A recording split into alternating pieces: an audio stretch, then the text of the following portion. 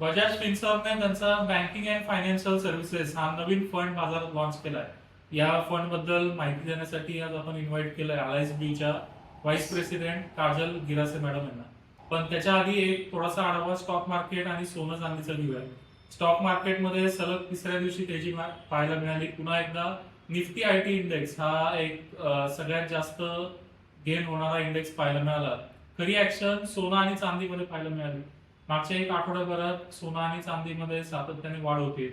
1,18,000 पासून ते 1,25,000 पर्यंत अशी एक तर्फी तेजी सोन्यामध्ये, तर दुसऱ्या बाजूला चांदी 1,40,000 पासून ते 1,55,000 पर्यंत आता आली आहे.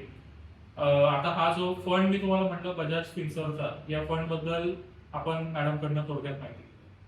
सो 10 नोव्हेंबर पासून तो ओपन झालेला आहे. सो लास्ट डेट आहे त्याची 24 नोव्हेंबर.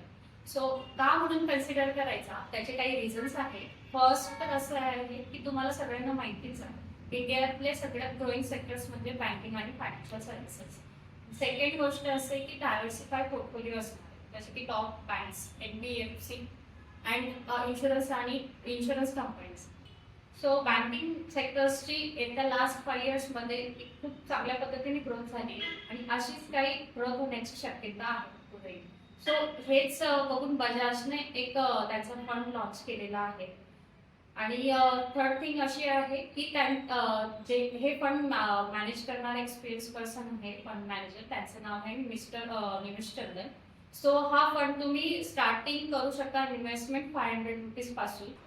बजाज फिन्सर्वच्या banking and financial services fund या एनएफओ मध्ये तुम्हाला जर इन्व्हेस्टमेंट करायची असेल तर तुम्ही प्राइस हे ऍप्लिकेशन डाउनलोड करू शकता. पूर्णपणे फ्री आहे. या फंड मध्ये किंवा या व्यतिरिक्त कुठल्याही फंड मध्ये तुम्हाला एसआयपी किंवा लमसम किंवा एसडब्ल्यूटी एसटीपी कुठल्याही पद्धतीने गुंतवणूक करायची असेल तर या ऍपच्या माध्यमातून